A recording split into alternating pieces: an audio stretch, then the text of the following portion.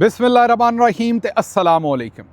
28 मई पाकिस्तान दे विच जुमेरात दी सवेर ते अज दे पंजाबी वीलॉग च चढ़दे ते लहिंदे पंजाब दे सज्जणा ते मित्रां, भैणां ते भरावां, मावां ते बजुर्गां नूं जी आयां। सब तो पहले माजरत, कल जड़ा वीलॉग नहीं किया जा सकिया। एक तो ईद दा दिन सी जाहिर है, और दूसरा ज़रा थोड़ा सफ़र भी हो रहा सी, ये भी वजह सी, इसलिए मैं तुहाडे सामने वीलॉग नहीं रख सकिया। इसलिए सब तो पहले उस चीज़ की माजरत। हुण आउने ज़रा जल्दी नाल अज दियां खबरां वाले पासे। एक तो कल जड़ा ईद का दिहाड़ा गुजरिया पाकिस्तान दे विच बुध का दिन, उहदे विच इमरान खान साहब की मुलाकात नहीं करवाई गई, ना ही उन्होंने ईद की नमाज़ पढ़न दी गई, और ना ही यासमीन राशिद साहबा या शाह महमूद कुरैशी साहब और दूसरे कैदी जिहड़े ने उन्हां दे घर वालियां नाल कोई भी मुलाकात करवाई गई। इहो जिहा माहौल ना इसराइल च है ते ना मकबूजा कश्मीर च है। उत्थे भी जिहड़े कैदी कैद ने उन्होंने ईद और दूजे दिन त्यौहार जिहड़े ने उन्हां दे उत्ते उन्हां दियां मुलाकातां करवाईयां जांदियां ने। लेकिन ये बदकिस्मती है कि पाकिस्तान दे विच इस वेले जिहड़ी रजीम काबज़ है, वो किसी सूरत कोई इंसानी जिहड़े हकूक ने, या जिहड़ी एक तुसीं कहो कि एक थोड़ी जी अपना चेहरा ही इंसान वेखदा है कि मैं किहो जिहे काम कर रहा, अपनी शर्म वास्ते बंदा कुछ काम करता है, वो भी काम करन नूं ये रजीम तैयार नहीं। अगे वधदे हैं जी। नवाज शरीफ साहब ने अपने हल्के जिथों वो हारे ने बहुत बुरी तरह यासमीन राशिद साहबा कोलों, तुहानूं सारिआं नूं पता ही है। अच्छा, एक गल दी मैनूं समझ नहीं आई, आसिम मुनीर साहब नूं नवाज शरीफ साहब एडे नापसंद क्यों ने? उन्हां दा भाई भी पसंद है, उन्हां दी बेटी एज अ चीफ मिनिस्टर भी पसंद है, उन्हां दा बाकी सारा टब्बर भी उन्होंने बड़ा पसंद है, नवाज शरीफ पसंद नहीं।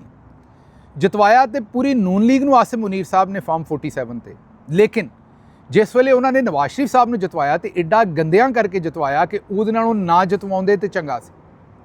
उन्हां दे फॉर्म 47 एडे भैड़े तरीके नाल बनवाए गए। जिहड़े प्रिजाइडिंग ऑफिसर सन, पोलिंग दे उत्ते जिहड़ा अमला सी, उन्हां सारिआं नूं किसी नूं मारिया, कुट्टिया, किसी नूं बदलिया, मतलब सारा काम जान बुझ के एडे गंदे तरीके नाल कीता, ते सारा ही गंदे तरीके नाल। लेकिन नवाज शरीफ साहब वाला जिहड़ा नतीजा सी, उन्होंने एडे गंदे तरीके नाल कीता कि नवाज शरीफ साहब अज तक शर्मिंदगी दे मारे बेचारे बाहर नहीं निकल पा रहे। हुण उन्होंने किसी ने मशवरा दिता है भी अपने हल्के दे इर्द गिर्द कोई पैसे पूसे लाओ, शायद दोबारा इलैक्शन लड़ना पवे तो कोई मूँह दिखाउण दे काबिल हो। हुण लाहौर दे विच फैसला किया गया है कि भाटी गेट, अंदरून सर्कुलर रोड नूं नए अंदाज च उहदी बहाली करनी है, तो दुकानां दी, निजी दुकानां दी तज़ीनो आराइश, निजी दुकानां जिहड़ियां ना उन्हां दी तज़ीनो आराइश के नां ते फंड वंडे जाने ने या कीती जानी है। उहदे आस्ते 25 करोड़ रुपया खर्च किया जाना है। जरा गल सुन लो, 25 करोड़ रुपया खर्च करना है। ये अजे पहले फेस दे विच फैसला होया। इन्हां दुकानां वालियां नूं या तो पैसे दिते जाणगे या उन्हां दियां दुकानां दा फ्री च काम किया जाएगा तुहाडे टैक्स के पैसों ते।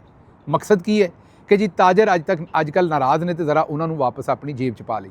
मियाँ साहब नूं कोई दस्से भी इंज नहीं जित्तिया जाना, जो मर्जी कर लो, आवाम ने हुण तुहाडे नाल नहीं जुड़ना, जो होना सी वो हो गया। हुण तुसीं लोकां दे इस तरीके नाल काम करवा के ते ये मामलात जित नहीं सकते। अगे चलने, अगली खबर तुहाडे सामने रख दईए। वो शेर अफजल मरवत ने टैलीविजन पर कहा कि मैनू गंजे बहुत पसंद ने, मैनू गंजे बहुत पसंद ने। उहदे जवाब दे विच आसमा शराजी साहबा ने सीधा ही कहा भी इस जुमले तो खबर मिल रही है। हुण आसमा शराजी साहबा के बारे ही सोचा जाता है कि वो नवाज शरीफ साहब की सहाफती मूँह बोली बेटी है। और मैनू बड़ी हैरानी हुई है कि उन्होंने सीधा ही टीवी पर गंजा ही कह छड़िया, क्या भी ये खबर मिल रही है। तो बहरहाल उत्थे नून लीग की एक MPA साहबा भी बैठे सन। उन्होंने कहा जी कि असी तो शेर अफजल मरवत नूं बड़ी बारी ऑफर्स दे चुके हैं कि ये साडे वाल आ जाओ, तो ये अजे आ नहीं रहे। बल्कि मरवत साहब ने यह कहा कि मैं फिलहाल जिथे हैगा उत्थे ही रहना चाहवागा। उहदे ते जिहड़ी नून लीगी MPA साहबा ने उन्होंने कहा जी गौर करो, लफ्ज़ फिलहाल दे उत्ते जोर है, मतलब कि शेर अफजल इनकार नहीं कर रहे, लफ्ज़ फिलहाल ते जोर है। और दूजे पासे कहिंदे ने कि मैनू गंजे पसंद ने। तो आसमा शराजी साहबा कहिंदियां ने कि ये विच ते खबर है, मतलब कि इहदा मतलब है कि शहबाज शरीफ और नवाज शरीफ, क्योंकि उर्फे आम च लोकी उन्होंने गंजे ही कहिंदे ने, तो वो पसंद ने। हुण इत्थों तुसीं सूरत हाल वेख लो कि जिहड़ी तुहानूं असीं बार बार गल दसदे रहने हैं भी टाउट साहब जिहड़े शेर अफजल मरवत साहब ने, जिहड़े तुसीं यही कह लो कि कागजी अखरोट सन या कागजी शेर सन, और वो अपने आप नूं इमरान खान का बड़ा सिपाही आखदे सन। एक तो आईनी अदालत दे विच एक पटिशन करके इमरान खान नूं सज़ा याफ्ता मुजरम, नाअहल और डिक्टेटर लिख के दे रहे हैं, और दूजे पासे कह रहे हैं कि मैनू गंजे पसंद ने, लेकिन फिलहाल मैं इत्थे ही रहना चाहवागा, बाद च वेखांगा। अगे चलने जी। इहदी वजह की है, तुसीं हुण सोचना चाहोगे कि फिलहाल क्यों? फिलहाल क्योंकि हजे कोई भी, थोड़े जे लोग बेवकूफ़ हजे ਬਾਕੀ ਜ਼ਿਆਦਾਤਰ ਲੋਕ ਤਾਂ ਸਮਝ ਗਏ ਨੇ ਸ਼ੇਰ ਅਫਜ਼ਲ ਮਰਵਤ ਸਾਹਿਬ ਨੂੰ। ਕੁਝ ਨਾ ਕੁਝ ਲੋਕ ਹਜੇ ਵੀ ਸ਼ਾਇਦ ਬੇਵਕੂਫ ਬਣ ਸਕਦੇ ਨੇ ਔਰ ਉਹ ਵਿਚਾਰੇ ਸੋਚਦੇ ਨੇ ਕਿ ਸ਼ਾਇਦ ਸ਼ੇਰ ਅਫਜ਼ਲ ਮਰਵਤ ਸਾਹਿਬ ਠੀਕ ਹੀ ਹੋਣ। ਇਸ ਲਈ ਇਹਨਾਂ ਦੀ ਡਿਊਟੀ ਹਜੇ ਇਹੀ ਲਾਈ ਗਈ ਹੈ ਕਿ ਅੰਦਰ ਰਹਿ ਕੇ ਤੁਸੀਂ ਕੰਮ ਪਾਓ। ਅਗਲੀ ਖਬਰ ਈਦ ਦੇ ਮੌਕੇ ਤੇ ਤੁਹਾਡੇ ਸਾਹਮਣੇ ਸਰਗੋਧੇ ਤੋਂ ਰੱਖਦੇ ਹਾਂ। ਸਰਗੋਧੇ ਦੇ ਵਿੱਚ ਇੱਕ ਹੋਰ ਸ਼ਖਸ ਗਟਰ ਦਾ ਢੱਕਣ ਨਾ ਹੋਣ ਦੀ ਵਜ੍ਹਾ ਤੋਂ ਉਹਦੇ 'ਚ ਡਿੱਗ ਕੇ ਜਾਂਬਾਕ ਹੋ ਗਿਆ। ਇੱਕ ਹੋਰ ਮੌਤ ਹੋਈ ਹੈ, ਈਦ ਦੇ ਮੌਕੇ ਤੇ ਹੋਈ ਹੈ। ਕਿਉਂਕਿ ਮੀਡੀਆ ਦੇ ਵਿੱਚ ਇੰਨੀ ਉੱਠੀ ਨਹੀਂ ਤੇ ਮਰੀਮ ਨਵਾਜ਼ ਸਾਹਿਬਾ ਇਹਨੂੰ ਬਿਲਕੁਲ ਖਾਮੋਸ਼ੀ ਨਾਲ ਇਗਨੋਰ ਕਰਨਗੇ। ਯਾਦ ਹੋਏਗਾ ਇੱਕ ਡਰਾਮਾ ਕੀਤਾ ਸੀ ਜਿਹੜਾ ਦਾਤਾ ਦਰਬਾਰ ਦੇ ਸਾਹਮਣੇ ਇੱਕ ਖਾਤੂਨ ਜਿਹੜੀ ਹਾਮਲਾ ਸੀ ਔਰ ਛੋਟੀ ਬੱਚੀ ਉਹਨਾਂ ਦੀ ਗੋਦ ਦੇ ਵਿੱਚ ਸੀ, ਉਹ ਗਟਰ ਦੇ ਵਿੱਚ ਡਿੱਗ ਕੇ ਦਾਤਾ ਦਰਬਾਰ ਦੇ ਸਾਹਮਣੇ ਵਫਾਤ ਪਾ ਗਏ ਸਨ। ਪੁਲਿਸ ਵਾਲਿਆਂ ਨੇ ਉਹਦੇ ਸ਼ੌਹਰ ਨੂੰ ਹੀ ਫੜ ਕੇ ਤੇ ਉੱਤੇ ਤਸ਼ੱਦਦ ਕੀਤਾ ਸੀ। ਬਾਅਦ 'ਚ ਮਰੀਮ ਸਾਹਿਬਾ ਨੇ ਡਰਾਮੇਬਾਜ਼ੀ ਕਰਨ ਵਾਸਤੇ ਇੱਕ ਮੀਟਿੰਗ ਕਰਕੇ ਕਿਹਾ ਸੀ ਕਿ ਇਹਨਾਂ ਨੂੰ ਸਜ਼ਾ ਦੇਣੀ ਹੈ। ਉਸ ਤੋਂ ਬਾਅਦ ਪਤਾ ਲੱਗਾ ਸੀ ਕਿ ਉਹ ਸਾਰੇ ਦੇ ਸਾਰੇ ਲੋਅਰ ਜਿਹੜੇ ਸਟਾਫ ਦੇ ਵਿੱਚ ਲੋਕ ਸਨ ਉਹਨਾਂ ਨੂੰ ਉਸ ਮੁਕੱਦਮੇ 'ਚ ਨਾਮਜ਼ਦ ਕਰ ਦਿੱਤਾ। ਉਸ ਤੋਂ ਬਾਅਦ ਸੁਲ੍ਹਾ ਕਰਕੇ 2-4 ਕਰੋੜ ਰੁਪਈਆ ਤੁਹਾਡੇ ਪੈਸਿਆਂ 'ਚੋਂ ਹੀ ਦੇ ਕੇ ਆਵਾਮ ਦੇ ਟੈਕਸ ਦੇ ਪੈਸਿਆਂ 'ਚੋਂ ਤੇ ਉਹਨਾਂ ਸਾਰਿਆਂ ਨੂੰ ਵੀ ਰਿਹਾ ਕਰ ਦਿੱਤਾ। ਮਤਲਬ ਇਸ ਮੁਲਕ ਦਾ ਰਿਵਾਜ ਹੈ ਵੀ ਇੱਥੇ ਤਗੜਾ ਜਿਹੜਾ ਹੈ ਉਹਦੇ ਜਿਹੜੇ ਮੁਲਾਜ਼ਮ ਨੇ ਉਹਨਾਂ ਦੇ ਖਿਲਾਫ ਵੀ ਕਾਰਵਾਈ ਨਹੀਂ ਹੋ ਸਕਦੀ। ਹੁਣ ਇਹ ਜਿਹੜਾ ਸਰਗੋਧੇ ਦਾ ਵਾਕਿਆ ਹੈ ਕਿਉਂਕਿ ਮੀਡੀਆ 'ਚ ਏਡਾ ਆਇਆ ਨਹੀਂ, ਇਹਦੇ ਉੱਤੇ ਅਸੀਂ ਮੁਕੰਮਲ ਵੈਸੇ ਹੀ ਖਾਮੋਸ਼ੀ ਰੱਖੀ। ਅਗਲੀ ਖਬਰ ਫਿਰ ਨਵਾਜ਼ ਸ਼ਰੀਫ ਸਾਹਿਬ ਦੇ ਬਾਰੇ। ਉਹਨਾਂ ਦੀ ਮਾਰਕੀਟ ਦੇ ਵਿੱਚ ਜਿਹੜੀ ਕੀਮਤ ਹੈ ਉਹ ਇਸ ਵੇਲੇ ਬੜੀ ਜ਼ਿਆਦਾ ਡਿੱਗ ਗਈ ਹੈ। ਤੁਹਾਨੂੰ ਪਤਾ ਹੈ ਕਿ ਚੌਧਰੀ ਸਾਹਿਬ ਨੇ ਜਿਸ ਤਰੀਕੇ ਨਾਲ ਉਹਨਾਂ ਦਾ ਫਾਰਮ 47 ਕਢਵਾਇਆ ਹੈ ਉਹਨਾਂ ਦੇ ਪੱਲੇ ਕੁਝ ਨਹੀਂ ਰਹਿ ਗਿਆ। ਯਾਦ ਕਰੋ ਰਾਣਾ ਸਨਾਉੱਲਾ ਸਾਹਿਬ ਕਹਿੰਦੇ ਸਨ ਕਿ ਇਹ ਉਹਨਾਂ ਨੇ ਕਿਹਾ ਸੀ, ਉਹਨਾਂ ਦਾ ਬਿਆਨ ਟੀਵੀ ਤੇ ਚੱਲਿਆ ਸੀ ਕਿ ਨਵਾਜ਼ ਸ਼ਰੀਫ ਦਾ ਇਸਤਕਬਾਲ ਹਜ ਤੋਂ ਵੀ ਜ਼ਿਆਦਾ ਸਾਦਤ ਵਾਲਾ ਕੰਮ ਹੈ। ਲੇਕਿਨ ਇਸ ਵਾਰੀ ਰਾਣਾ ਸਾਹਿਬ ਜਿਹੜੇ ਨੇ ਉਹ ਹਜ ਕਰਨ ਚਲੇ ਗਏ ਨੇ ਨਵਾਜ਼ ਸ਼ਰੀਫ ਨੂੰ ਇੱਥੇ ਛੱਡ ਕੇ ਪਿੱਛੇ। ਤੇ ਇਹਦਾ ਮਤਲਬ ਹੈ ਕਿ ਹੁਣ ਰਾਣਾ ਸਾਹਿਬ ਨੇ ਵੀ ਨਵਾਜ਼ ਸ਼ਰੀਫ ਸਾਹਿਬ ਦਾ ਪੱਤਾ ਕੱਟ ਦਿੱਤਾ ਹੈ, ਜਿਵੇਂ ਸਾਰਿਆਂ ਨੇ ਕੱਟਿਆ। ਮਤਲਬ ਨਵਾਜ਼ ਸ਼ਰੀਫ ਸਾਹਿਬ ਹੁਣ ਕਬਾੜ ਦਾ ਮਾਲ ਬਣ ਗਏ ਨੇ ਵਿਚਾਰੇ। ਤੇ ਹੁਣ ਰਾਣਾ ਸਾਹਿਬ ਵੀ ਹਜ ਕਰਨ ਪਹੁੰਚੇ ਨੇ ਕਿਉਂਕਿ ਪਹਿਲਾਂ ਤੇ ਉਹ ਇਹ ਕਹਿੰਦੇ ਸਨ ਕਿ ਨਵਾਜ਼ ਸ਼ਰੀਫ ਦਾ ਇਸਤਕਬਾਲ ਜਿਹੜਾ ਉਹ ਹਜ ਤੋਂ ਵੀ ਜ਼ਿਆਦਾ ਸਾਦਤ ਵਾਲਾ ਕੰਮ ਹੈ। ਹੁਣ ਉਹਨਾਂ ਨੂੰ ਵਾਕਈ ਹਜ ਦੀ ਸਾਦਤ ਚਾਹੀਦੀ ਸੀ, ਇਸ ਲਈ ਉਹ ਉੱਥੇ ਪਹੁੰਚੇ ਨੇ। ਅੱਛਾ ਜੀ, ਗਰੀਦਾ ਫਾਰੂਕੀ ਸਾਹਿਬਾ ਨੇ ਨਵੀਂ ਗਾਏ ਖੋਲ੍ਹ ਦਿੱਤੀ ਹੈ ਜਾਂ ਕੱਟਾ ਖੋਲ੍ਹ ਦਿੱਤਾ ਹੈ। ਉਹਨਾਂ ਨੇ ਕਿਹਾ ਜੀ ਕਿ ਇਮਰਾਨ ਖਾਨ ਦੀ ਹਕੂਮਤ ਸਕੈਂਡਲਾਂ ਨਾਲ ਭਰੀ ਹੋਈ ਸੀ ਔਰ ਉਹਨਾਂ ਕੋਲੋਂ ਜਦੋਂ ਸਹਾਫੀ ਨੇ ਪੁੱਛਿਆ ਵੀ ਕਿਹੜੇ ਸਕੈਂਡਲ ਸਨ, ਜਿਹੜੇ ਟੀਵੀ ਐਂਕਰ ਸਨ, ਉਹਨਾਂ ਨੇ ਕਿਹਾ ਕਿ ਆਜ਼ਮ ਸਵਾਤੀ ਦਾ ਗਾਏ ਸਕੈਂਡਲ ਆਇਆ ਸੀ। ਵੈਸੇ ਤੇ ਇਸ ਵੇਲੇ ਜਿਹੋ ਜਿਹੀਆਂ ਐਨਕਾਂ ਲਾਈਆਂ ਨੇ ਉਹਦੇ ਨਾਲ ਖੁਦ ਵੀ ਗਰੀਦਾ ਫਾਰੂਕੀ ਸਾਹਿਬਾ ਇਹ ਗਾਏ ਹੀ ਲੱਗ ਰਹੀਆਂ ਨੇ, ਜਾਂ ਗਾਂ ਕਹਿੰਦੇ ਅਸੀਂ ਪੰਜਾਬੀ ਦੇ ਵਿੱਚ। ਤੇ ਇੱਕ ਗਾਂ ਹੀ ਲੱਗ ਰਹੀ ਹੈ ਮੁਹਤਰਮਾ, ਕਿਉਂਕਿ ਜਿਹੋ ਜਿਹੇ ਵੱਡੇ ਵੱਡੇ ਉਹ ਖੋਪੇ ਹੀ ਲੱਗ ਰਹੇ ਨੇ ਗਾਂ ਦੇ ਜੋ ਇਹਨਾਂ ਨੇ ਮੂੰਹ ਤੇ ਲਾਇਆ ਹੈ ਮਾਜ਼ਰਤ ਦੇ ਨਾਲ। ਲੇਕਿਨ ਉਹਨਾਂ ਨੂੰ ਕੋਈ ਦੱਸੇ ਕਿ ਉਹਨਾਂ ਦਾ ਜ਼ਾਤੀ ਉਹਨਾਂ ਦਾ ਇੱਕ ਤਨਾਜ਼ਾ ਸੀ, ਉਹਨਾਂ ਦੇ ਘਰ ਦੇ ਨਾਲ ਰਹਿਣ ਵਾਲੇ ਲੋਕਾਂ ਦੀ ਕੋਈ ਗਾਂ ਉਹਨਾਂ ਦੇ ਰਕਬੇ 'ਚ ਆ ਗਈ ਸੀ ਜਾਂ ਬੰਨ੍ਹ ਦਿੱਤੀ ਸੀ ਜਾਂ ਜਗ੍ਹਾ 'ਤੇ ਕਬਜ਼ਾ ਹੋਇਆ ਸੀ, ਉਹ ਪਾਰਟੀਆਂ ਦੀ ਆਪਸ 'ਚ ਲੜਾਈ ਹੋਈ ਸੀ। ਉਸ ਤੋਂ ਬਾਅਦ ਆਜ਼ਮ ਸਵਾਤੀ ਸਾਹਿਬ ਨੇ ਉੱਤੇ ਮਾਫੀ ਵੀ ਮੰਗੀ ਸੀ ਔਰ ਉਹਨਾਂ ਦੀ ਇੱਕ ਦੂਜੇ ਨਾਲ ਸੁਲ੍ਹਾ ਵੀ ਹੋ ਗਈ ਸੀ। ਕਹਿਣ ਦਾ ਮਤਲਬ ਇਹ ਹੈ ਵੀ ਉਹ ਕੋਈ ਹਕੂਮਤੀ ਸਕੈਂਡਲ ਸੀ। ਇਹ ਗਰੀਦਾ ਫਾਰੂਕੀ ਸਾਹਿਬਾ ਨੇ ਇੱਕ ਵਾਰੀ ਇਸੇ ਤਰੀਕੇ ਨਾਲ ਸੁਪਰੀਮ ਕੋਰਟ ਦੇ ਜੱਜਾਂ ਕੋਲੋਂ ਵੀ ਬੇਇੱਜ਼ਤੀ ਕਰਵਾਈ ਸੀ। ਕੋਈ ਗੱਲ ਕੀਤੀ ਸੀ ਤਾਂ ਉਹਨਾਂ ਪੁੱਛਿਆ ਸੀ ਵੀ ਇਹਦਾ ਦੱਸੋ, ਇਹਦਾ ਮੁਖੱਫਫ ਕੀ ਹੈ, ਕਿ ਇਹ ਕਿਸ ਚੀਜ਼ ਦਾ ਮੁਖੱਫਫ ਹੈ ਜਿਹੜੀ ਤੁਸੀਂ ਗੱਲ ਕਰ ਰਹੇ ਹੋ, ਤਾਂ ਉੱਥੇ ਜਵਾਬ ਨਹੀਂ ਸੀ ਆਇਆ। ਉਹਨਾਂ ਉਸ ਵੇਲੇ ਵੀ ਬੇਇੱਜ਼ਤੀ ਕੀਤੀ ਸੀ। ਤੇ ਇਹ ਵੀ ਨੂਨ ਲੀਗ ਤਰ੍ਹਾਂ ਇੱਕ ਤੇ ਪੜ੍ਹੇ ਲਿਖੇ ਨਹੀਂ, ਉੱਤੋਂ ਕੋਸ਼ਿਸ਼ ਨਹੀਂ ਕਰਦੇ ਔਰ ਐਨਕਾਂ ਐਡੀਆਂ ਵੱਡੀਆਂ ਲਾਤੀਆਂ ਨੇ ਮੂੰਹ ਦੇ ਉੱਤੇ ਕਿ ਉਸ ਤੋਂ ਬਾਅਦ ਮੇਰਾ ਖਿਆਲ ਅਕਲ ਮੁਕੰਮਲ ਹੀ ਕੰਮ ਕਰਨਾ ਬੰਦ ਹੋ ਗਈ ਹੈ। ਉਹਨਾਂ ਨੇ ਉਹ ਸਕੈਂਡਲ ਵੀ ਜਿਹੜਾ ਉਹ ਇਮਰਾਨ ਖਾਨ ਦੇ ਨਾਂ ਤੇ ਪਾ ਦਿੱਤਾ ਹੈ।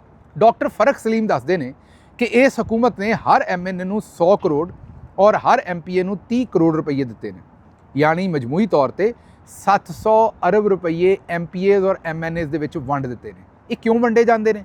ਮੈਂ ਤੁਹਾਨੂੰ ਬਾਰ-ਬਾਰ ਦੱਸਦਾ ਰਹਿਣਾ ਵੀ ਇਸ ਲਈ ਵੰਡੇ ਜਾਂਦੇ ਨੇ ਕਿ ਇਹ ਜਿਹੜਾ ਪੈਸਾ ਹੁੰਦਾ ਹੈ ਇਹਦੇ ਨਾਲ ਇਹ ਨਾਮ ਨਿਹਾਦ ਕਿਸਮ ਦੇ ਕੰਮ ਕਰਦੇ ਨੇ ਕਿ ਜੀ ਇਹ ਡਿਵੈਲਪਮੈਂਟ ਕੰਮ ਹੈ, ਸਕੂਲ ਬਣ ਰਿਹਾ ਹੈ, ਸੜਕ ਬਣ ਰਹੀ ਹੈ, ਸੋਲੰਗ ਲੱਗ ਰਹੀ, ਵਿੱਚੋਂ 30-30 40-40% ਰਿਸ਼ਵਤ ਦੇ ਵਿੱਚ ਖਾ ਜਾਂਦੇ ਨੇ ਤੇ ਬਾਕੀ ਪੈਸੇ ਉੱਥੇ ਲੱਗ ਜਾਂਦੇ ਨੇ। ਇਸ ਲਈ ਤੁਸੀਂ ਵੇਖੋਗੇ MPA MNAs ਵੀ ਹਰ ਵੇਲੇ ਪੂਰੀ ਕੋਸ਼ਿਸ਼ ਕਰਕੇ ਫੰਡ ਮੰਗਣਗੇ ਔਰ ਹਕੂਮਤ ਨੇ ਵੀ ਜਦੋਂ ਉਹਨਾਂ ਕੋਲੋਂ ਵੋਟ ਲੈਣੇ ਹੋਣਗੇ 26ਵੀਂ ਤਰਮੀਮ 27ਵੀਂ ਤਰਮੀਮ ਜਾਂ ਹਕੂਮਤਾਂ ਪੁੱਠੇ ਸਿੱਧੇ ਤਰੀਕੇ ਨਾਲ 17 ਸੀਟਾਂ ਤੇ ਫਾਰਮ 47 ਨਾਲ ਬਣਾਉਣੀਆਂ ਹੋਣਗੀਆਂ ਤੇ ਉਦੋਂ ਇਹੀ ਕੰਮ ਉਹ ਵੀ ਕਰਦੇ ਨੇ ਕਿ ਕਰੋੜਾਂ ਅਰਬਾਂ ਰੁਪਈਆ ਵੰਡਦੇ ਨੇ। ਜਿਸ ਤਰ੍ਹਾਂ ਡਾਕਟਰ ਫਰਕ ਦੱਸ ਰਹੇ ਨੇ ਕਿ 700 ਅਰਬ ਇਹਨਾਂ ਨੇ MPAs ਦੇ ਉੱਤੇ ਵੰਡ ਦਿੱਤਾ।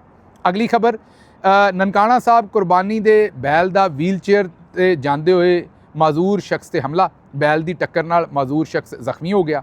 ਉਸ ਤੋਂ ਬਾਅਦ ਬੇਸ਼ੁਮਾਰ ਵੀਡੀਓਜ਼ ਹੋਰ ਵੀ ਨਜ਼ਰ ਆ ਰਹੀਆਂ ਨੇ ਗੁਜਰਾਂਵਾਲਾ ਤੋਂ, ਇਸਤੰਬੁਲ ਤੁਰਕੀ ਤੋਂ ਵੀਡੀਓਜ਼ ਨੇ ਕਿ ਬੈਲ ਜਿਹੜਾ ਜਾਂ ਗਾਏ ਬੈਲ ਹੀ ਨੇ ਜ਼ਿਆਦਾਤਰ ਤੇ ਉਹ ਵੜ ਗਏ ਨੇ, ਕੋਈ ਫਾਰਮੇਸੀ 'ਚ ਵੜ ਗਿਆ, ਕੋਈ ਨਾਈ ਦੀ ਦੁਕਾਨ 'ਚ ਵੜ ਗਿਆ, ਇਸਤੰਬੁਲ 'ਚ ਨਾਈ ਦੀ ਦੁਕਾਨ 'ਚ ਵੜ ਗਿਆ, ਦੂਜੇ ਪਾਸੇ ਫਾਰਮੇਸੀ 'ਚ ਵੜ ਗਿਆ ਗੁਜਰਾਂਵਾਲੇ ਦੇ ਵਿੱਚ।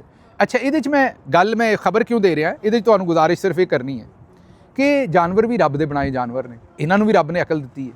ਜਦੋਂ ਤੁਸੀਂ ਉਹਨਾਂ ਨੂੰ ਜ਼ਿਬਾ ਕਰਨ ਲੱਗਦੇ ਹੋ ਤੇ ਜਿਸ ਭੌਂਡੇ ਤਰੀਕੇ ਨਾਲ ਤੁਸੀਂ ਉਹਨਾਂ ਦੇ ਉੱਤੇ ਹਮਲਾਵਰ ਹੁੰਦੇ ਹੋ ਜ਼ਿਬਾ ਕਰਨ ਤੋਂ ਪਹਿਲੇ, ਉਹਨਾਂ ਨੂੰ ਸਮਝ ਤੇ ਹੁੰਦੀ ਹੈ ਨਾ ਕਿ ਸਾਡੇ ਨਾਲ ਕੀ ਹੋਣ ਲੱਗਾ। ਉਸ ਤੋਂ ਬਾਅਦ ਉਹ ਡਰ ਜਾਂਦੇ ਨੇ ਤੇ ਫਿਰ ਭੱਜਦੇ ਨੇ। ਉਸ ਵੇਲੇ ਥੋੜਾ ਇਹਤਿਆਤ ਨਾਲ ਕੰਮ ਲਿਆ ਕਰੋ। ਉਸ ਵੇਲੇ ਅਕਲ ਦਾ ਇਸਤੇਮਾਲ ਕਰਿਆ ਕਰੋ, ਜੋਸ਼ ਦਾ ਇਸਤੇਮਾਲ ਨਾ ਕਰਿਆ ਕਰੋ। ਪਹਿਲੀ ਗੱਲ ਤੇ ਜ਼ਿਬਾ ਕਰਨ ਤੋਂ ਪਹਿਲੇ ਹੀ ਜਿਹੜੀਆਂ ਤਮਾਮ ਸੁਨਨਤੇ ਰਸੂਲ ਸੱਲੱਲਾਹੁ ਅਲੈਹਿ ਵਸੱਲਮ ਨੇ ਕਿ ਕਿਸ ਤਰੀਕੇ ਨਾਲ ਜਾਨਵਰ ਨੂੰ ਹੈਂਡਲ ਕਰਨਾ, ਇੱਕ ਤੇ ਉਹਨਾਂ ਨੂੰ ਫਾਲੋ ਕਰੋ। ਜਾਨਵਰ ਨੂੰ ਘੱਟ ਤੋਂ ਘੱਟ ਤਕਲੀਫ ਦਿਓ। ਜਿਸ ਤਰੀਕੇ ਨਾਲ ਤੁਸੀਂ ਉੱਥੇ ਹੁੱਲੜਬਾਜ਼ੀ ਕਰਦੇ ਹੋ ਔਰ ਜਿਸ ਤਰੀਕੇ ਨਾਲ ਸਾਰੀਆਂ ਕਾਰਵਾਈਆਂ ਕਰਦੇ ਹੋ, ਉਸ ਤੋਂ ਫਿਰ ਜਾਨਵਰ ਡਰ ਜਾਂਦਾ ਹੈ, ਜ਼ਾਹਿਰ ਹੈ। ਡਰ ਕੇ ਫਿਰ ਉਹ ਭੱਜਦਾ ਹੈ। ਜਦੋਂ ਭੱਜਦਾ ਫਿਰ ਤੁਸੀਂ ਮਜ਼ੀਦ ਡਰਦੇ ਹੋ, ਡਰ ਕੇ ਉਹਦੇ ਅੱਗੇ ਭੱਜਦੇ ਹੋ ਜਾਂ ਉਹਦੇ ਇਰਦ ਗਿਰਦ ਭੱਜਦੇ ਹੋ, ਜਿਹਦੇ ਨਾਲ ਉਹਨੂੰ ਮਜ਼ੀਦ ਖੌਫ ਆਉਂਦਾ ਹੈ, ਉਹ ਮਜ਼ੀਦ ਨੁਕਸਾਨ ਕਰਦਾ ਹੈ। ਉਸ ਵੇਲੇ ਹੋਸ਼ ਨਾਲ ਔਰ ਤਦੱਬਰ ਨਾਲ, ਤਹੱਮਲ ਨਾਲ ਕੰਮ ਲਿਆ ਕਰੋ ਤੇ ਕੁਰਬਾਨੀ ਦੇ ਜਾਨਵਰਾਂ ਨੂੰ ਅੱਛੇ ਤਰੀਕੇ ਨਾਲ ਜਿਹੜਾ ਉਹ ਟਰੀਟ ਕਰੋ। ਮੱਕਾ ਤੋਂ ਖਬਰ ਆਈ ਹੈ ਕਿ ਵਸੀਮ ਅਕਰਮ ਸਾਹਿਬ ਨੇ ਸ਼ੈਤਾਨ ਨੂੰ ਕੰਕਰੀਆਂ ਮਾਰੀਆਂ ਨੇ ਤੇ ਸ਼ੈਤਾਨੀ ਤਰੀਕੇ ਨਾਲ ਹੀ ਮਾਰੀਆਂ ਨੇ। ਸ਼ੈਤਾਨੀ ਮਤਲਬ ਇਹ ਕਿ ਆਪਣੇ ਬੋਲਿੰਗ ਦੇ ਅੰਦਾਜ਼ ਦੇ ਵਿੱਚ ਹੀ ਉਹ ਕੰਕਰੀਆਂ ਮਾਰਦੇ ਰਹੇ ਨੇ। ਇਹ ਵੀਡੀਓ ਪਹਿਲਾਂ ਵੇਖ ਲਓ। मैं इसको थोड़ा ऐसे करके थोड़ा सा रिस्ट को ऐसे कर लेता हूँ। यहाँ से आगे हल्की सी रिस्ट, अजय भी ऐसे करता, बड़ा अच्छा। हाँ देखें, रिस्ट को थोड़ा बाहर कर ले, ऐसे पकड़, फर्स्ट स्लिप की तरफ जाएगी। ਵੇਖ ਲਈ ਜੇ ਉਹਦੇ ਵਿੱਚ ਉਹਨਾਂ ਨੇ ਵਿਕਟ ਲੈਣ ਤੋਂ ਬਾਅਦ ਜੋ ਕਰਦੇ ਸਨ ਉਹ ਉਹਨਾਂ ਨੇ ਕੰਕਰੀਆਂ ਮਾਰਨ ਤੇ ਵੀ ਕੀਤੀਆਂ ਨੇ। ਉਹਦੇ ਤੇ ਇੱਕ ਇਸ ਵੇਲੇ ਮੀਮ ਵੀ ਚੱਲ ਰਹੀ ਹੈ, ਉਹ ਵੀ ਤੁਹਾਨੂੰ ਵਿਖਾ ਦੇਣੇ। ਲੋਕੀ ਕਹਿੰਦੇ ਨੇ ਵੀ ਸਾਰਾ ਸਾਲ ਸ਼ੈਤਾਨ ਨਾਲ ਯਾਰੀਆਂ ਤੇ ਹਜ ਦੇ ਮੌਕੇ ਤੇ ਕੰਕਰੀਆਂ। ਸ਼ੈਤਾਨ ਵੀ ਪਾਕਿਸਤਾਨ ਦੇ ਚੰਦ, ਮੈਂ ਵਸੀਮ ਅਕਰਮ ਸਾਹਿਬ ਨੂੰ ਨਹੀਂ ਕਹਿ ਰਿਹਾ, ਅੱਲਾ ਉਹਨਾਂ ਦਾ ਹਜ ਕਬੂਲ ਕਰੇ। ਇਹ ਵੈਸੇ ਹੀ ਇੱਕ ਉਹਨਾਂ ਦੀ ਕਿਉਂਕਿ ਵੀਡੀਓ ਆਈ ਹੈ ਔਰ ਨਾਲ ਮੀਮਸ ਵੀ ਚੱਲ ਰਹੀਆਂ ਨੇ ਕਿ ਸ਼ੈਤਾਨ ਵੀ ਤੰਗ ਹੈ ਪਾਕਿਸਤਾਨੀਆਂ ਕੋ, ਵੀ ਸਾਰਾ ਸਾਲ ਮੇਰੇ ਨਾਲ ਯਾਰੀਆਂ ਰੱਖਦੇ ਨੇ। ਤੇ ਸਾਰੇ ਪਾਕਿਸਤਾਨੀ ਨਹੀਂ, ਜ਼ਾਹਿਰ ਹੈ ਅਸ਼ਰਾਫੀਆ ਜਿਹੜਾ ਖਾਣ ਪੀਣ ਵਾਲੇ ਨੇ, ਕਿ ਸਾਰਾ ਸਾਲ ਪਾਕਿਸਤਾਨੀ ਜਿਹੜੇ ਨੇ ਉਹ ਸ਼ੈਤਾਨ ਨਾਲ ਯਾਰੀਆਂ ਰੱਖਦੇ ਨੇ ਤੇ ਆਖਰ ਦੇ ਉੱਤੇ ਜਿਹੜਾ ਸ਼ੈਤਾਨ ਨੂੰ ਹੀ ਕੰਕਰੀਆਂ ਮਾਰਦੇ ਨੇ। ਤੇ ਬਹਰਹਾਲ ਮੈਂ ਇਹੀ ਕਹਿ ਸਕਦਾ ਕਿ ਜਿਹੜੇ ਵਸੀਮ ਅਕਰਮ ਸਾਹਿਬ ਨੇ ਉਹਨਾਂ ਨੂੰ ਜਿਹੜੇ ਮਨਾਸਕ ਹਜ ਨੇ ਉਹਨਾਂ ਨੂੰ ਸੀਰੀਅਸ ਹੀ ਲੈਣਾ ਚਾਹੀਦਾ। ਸ਼ੈਤਾਨ ਨੂੰ ਕੰਕਰੀਆਂ ਜਿਹੜੀਆਂ ਉਹ ਇੱਕ ਅਲਾਮਤੀ ਤੌਰ ਤੇ ਅਸੀਂ ਮਾਰਦੇ ਹਾਂ। ਉੱਥੇ ਸ਼ੈਤਾਨ ਜ਼ਾਹਿਰ ਹੈ ਬੈਠਾ ਨਹੀਂ ਮੇਰੇ ਖਿਆਲ ਦੇ ਵਿੱਚ, ਮੈਂ ਮਜ਼ਹਬ ਨੂੰ ਤਾਂ ਨਹੀਂ ਸਮਝਦਾ। ਤੇ ਉਹਦੇ ਉੱਥੇ ਜਿਹੜਾ ਇਹਤਰਾਮ ਹੈ ਉਹ ਸਾਰੇ ਹਜ ਦੇ ਮਨਾਸਕ ਦਾ ਉਹਨਾਂ ਨੂੰ ਬਿਲਕੁਲ ਮੱਦੇਨਜ਼ਰ ਰੱਖਣਾ ਚਾਹੀਦਾ ਤੇ ਇਹਨਾਂ ਚੀਜ਼ਾਂ ਨੂੰ ਮਜ਼ਾਕ ਦੇ ਵਿੱਚ ਨਹੀਂ ਪਾਉਣਾ ਚਾਹੀਦਾ। ਤੇ ਮੈਂ ਇਹ ਕਹਿ ਸਕਦਾ, ਹੋਰ ਮੈਂ ਇਹਦੇ ਵਿੱਚ ਤੁਹਾਨੂੰ ਮਜ਼ੀਦ ਇਹ ਤੇ ਕੋਈ ਜ਼ਾਹਿਰ ਹੈ ਮਜ਼ਹਬੀ ਜਿਹੜਾ ਸਕਾਲਰ ਹੈ ਉਹੀ ਤੁਹਾਨੂੰ ਕੋਈ ਨਾ ਕੋਈ ਗੱਲ ਦੱਸ ਸਕਦਾ, ਮੈਂ ਤੇ ਅਗਲੀ ਗੱਲ ਨਹੀਂ ਦੱਸ ਸਕਦਾ। ਅੱਛਾ ਜੀ, ਅਨਮੋਲ ਉਰਫ ਪਿੰਕੀ ਸਾਹਿਬਾ ਜਿਹੜੇ ਨੇ ਉਹਨਾਂ ਦੇ ਬਾਰੇ ਹੁਣ ਸਿੰਧ ਦੇ ਜਿਹੜੇ ਵਜ਼ੀਰੇ ਦਾਖਲਾ ਨੇ ਉਹ ਕਹਿੰਦੇ ਨੇ ਕਿ ਜਿਹੜੇ ਨਾਂ ਆਏ ਨੇ ਨਾ ਮਨਸ਼ੀਆਤ ਫਰੋਸ਼ਾਂ ਦੇ, ਜਿਹੜੀ ਲਿਸਟ ਆਈ ਹੈ ਅਨਮੋਲ ਉਰਫ ਪਿੰਕੀ ਸਾਹਿਬਾ ਦੀ ਜਿਹੜੀ ਲਿਸਟ ਹੈ ਉਹਦੇ ਵਿੱਚ ਜਿਹੜੇ ਨਾਂ ਨੇ ਉਹਨਾਂ ਨੂੰ ਖੁਫੀਆ ਹੀ ਰੱਖਣਾ ਚਾਹੀਦਾ, ਉਹਨਾਂ ਨੂੰ ਪਬਲਿਕ ਨਹੀਂ ਕਰਨਾ ਚਾਹੀਦਾ। ਬੱਲੇ ਵੇਖੋ ਪਾਕਿਸਤਾਨ ਦੀ ਇਸ਼ਰਾਫੀਆ ਦੇ ਕੰਮ। ਅਗਰ ਇੱਥੇ ਗਰੀਬਾਂ ਦੇ ਕੰਮ ਹੁੰਦੇ ਨਾ, ਇਹਨਾਂ ਨੇ ਗਰੀਬ ਦਾ ਨਾਂ, ਉਹਦੇ ਪਿਓ ਦਾ ਨਾਂ, ਉਹਦੇ ਦਾਦੇ ਦਾ ਨਾਂ, ਉਹਦੀ ਮਾਂ ਦੀ ਤਸਵੀਰ, ਉਹਦੀ ਤਸਵੀਰ, ਉਹਦੇ ਪਿਓ ਦੀ ਤਸਵੀਰ, ਉਹਦੇ ਘਰ ਦੀ ਤਸਵੀਰ, ਹਰ ਸ਼ੈ ਟੰਗ ਦੇਣੀ ਸੀ ਬਾਜ਼ਾਰਾਂ ਦੇ ਵਿੱਚ। ਕਿਉਂਕਿ ਅਨਮੋਲ ਪਿੰਕੀ ਸਮਗਲਰ ਦੇ ਜਿਹੜੇ ਕਸਟਮਰ ਨੇ ਉਹ ਜ਼ਿਆਦਾਤਰ ਅਸ਼ਰਾਫੀਆ, ਅਮੀਰਜ਼ਾਦੇ ਔਰ ਅਮੀਰਜ਼ਾਦੀਆਂ ਨੇ।